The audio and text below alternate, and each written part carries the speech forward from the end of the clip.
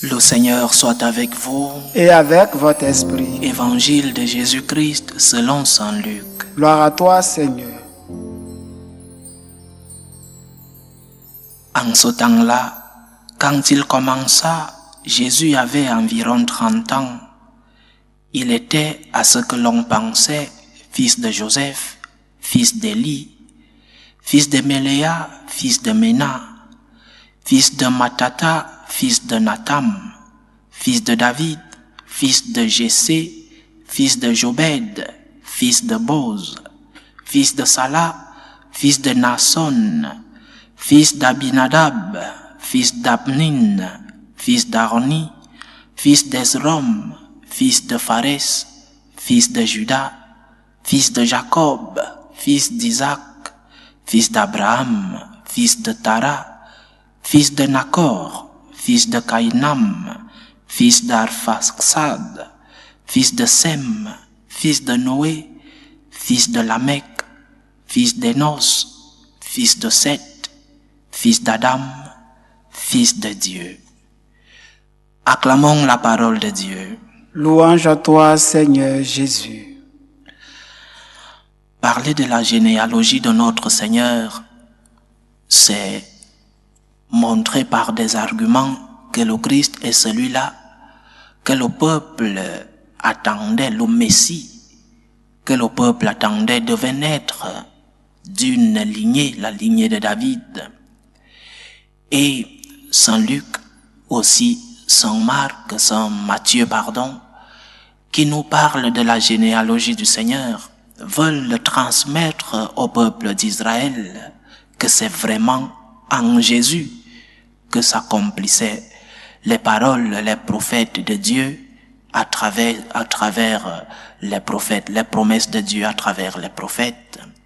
Donc Jésus est le Messie attendu par le monde, celui-là que Jean-Baptiste a identifié comme l'agneau de Dieu qui enlève les péchés du monde. Mais le messianisme du Christ, bien que dans le contexte où il est né et le contexte où il a grandi, Israël, province de l'Empire romain, cet Israël toujours désireuse de l'indépendance, donc le Messie le plus attendu était un Messie politique, celui-là qui devait libérer Israël du joug de l'envahisseur romain, bien que une grande majorité du peuple juif attendait un Messie politique. Jésus est un Messie religieux, agneau de Dieu qui enlève les péchés du monde, celui-là qui vient nous sauver de la dictature, de l'esclavage du péché, celui-là qui vient nous sauver de nos passions désordonnées, celui-là qui vient nous donner la lumière pour que nous puissions nous éloigner du mal, nous éloigner des tentations. Jésus est le Messie attendu, mais pas un Messie tel qu'un politicien qui vient soulever le peuple contre l'envahisseur, mais un Messie qui vient pour demander la conversion du cœur, un Messie qui vient prêcher la conversion du cœur. Et quelle est la réponse que nous donnons à ce Dieu si miséricordieux? Quelle est la réponse que nous donnons à ce paradoxe? Le paradoxe d'un Dieu qui se fait chair, le paradoxe d'un Dieu tout-puissant, mais qui accepte la fragilité, le paradoxe d'un Dieu infini, mais qui accepte d'épouser la temporalité qu'est l'être humain. Quelle est la réponse que nous donnons à ce Dieu? Sommes-nous ouverts à une véritable conversion? Sommes-nous ouverts à une véritable conversion de cœur? Sommes-nous ouverts à un véritable changement dans notre vie intérieure? Parce que tant que nos cœurs seront toujours pleins de haine, pleins de rancune, alors la conversion n'arrivera pas en nous. Le message du Christ ne nous arrivera pas. Mais lorsque nous ferons un effort de conversion, lorsque nous accueillerons le message du Christ et nous ferons nôtre ce message du Christ, alors commencera le processus de conversion. Quelle est la réponse que tu donnes à Dieu? Quelle est la réponse que tu donnes à ce Dieu qui a accepté d'être à tes côtés? Quelle est la réponse que tu donnes à ce Dieu qui a accepté de laisser sa divinité pour venir jusqu'à toi? Il est Dieu, le vrai Dieu, mais il a accepté d'être un vrai homme pour te consoler. Il a accepté d'être un vrai homme pour toucher du doigt tes réalités. Il a accepté d'être un vrai homme pour comprendre les misères, les difficultés, les croix que l'homme a subies, mais aussi pour te sauver de ces misères, de ces difficultés, de ces croix de la vie. Donne-lui une réponse.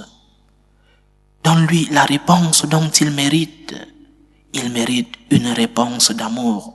Où il y a amour, la réponse doit être celle de l'amour. Dieu nous a tant aimés qu'il a envoyé son Fils unique pour nous sauver. Amour. Et quelle réponse donnes-tu à cet amour? Devant l'amour que le Seigneur a pour toi, quelle est la réponse que tu lui donnes? Une réponse avec un cœur qui accumule de la haine. Une réponse avec un cœur qui accumule des rancœurs. Une réponse avec un cœur qui n'arrive pas à pardonner. Une réponse avec un cœur qui voit l'autre comme un ennemi. Quelle est la réponse que tu donnes au Seigneur? Ou alors une réponse d'amour. Une réponse d'amour avec tes faiblesses, avec tes péchés, avec tes moments de difficulté, tes moments de croix. Mais le Seigneur veut en toi un cœur qui accepte de recevoir cet amour de lui et un cœur qui fait des efforts, je répète, malgré les faiblesses, malgré les difficultés de la vie, malgré les croix que tu portes. Montre au Seigneur que tu veux collaborer avec son amour, avec l'amour que tu as déjà reçu de lui. Montre au Seigneur que tu es disposé à le recevoir et aussi à cheminer avec lui. Cheminer avec lui qui veut être en toi et avec toi. Ouvre-lui les portes de ton cœur. Ouvre-lui les portes de ta vie. Il le mérite. L'amour qu'il éprouve pour toi, cet amour manifesté non seulement par l'incarnation, mais aussi par sa mort et sa résurrection. Cet amour mérite une réponse de gratitude. Devant l'amour, la réponse doit être celle de l'amour. Devant l'amour de Dieu, la réponse de l'homme doit être d'amour. Ne cherche pas Dieu seulement par intérêt. Ne va pas vers Dieu seulement quand tu es dans le besoin. Ne t'approche pas de Dieu seulement pour demander. Approche-toi de Dieu parce qu'il mérite une réponse de gratitude pour tout ce que tu as déjà reçu de lui. Dieu est amour et l'homme doit lui donner une réponse d'amour. C'est un droit de Dieu, le droit de recevoir de toi un cœur plein d'amour, un cœur plein de gratitude. Le Christ est Dieu. Il s'est incarné pour être à tes côtés. Il s'est incarné pour te consoler. Il a porté sa croix pour te montrer qu'il t'aide dans tes moments de difficulté.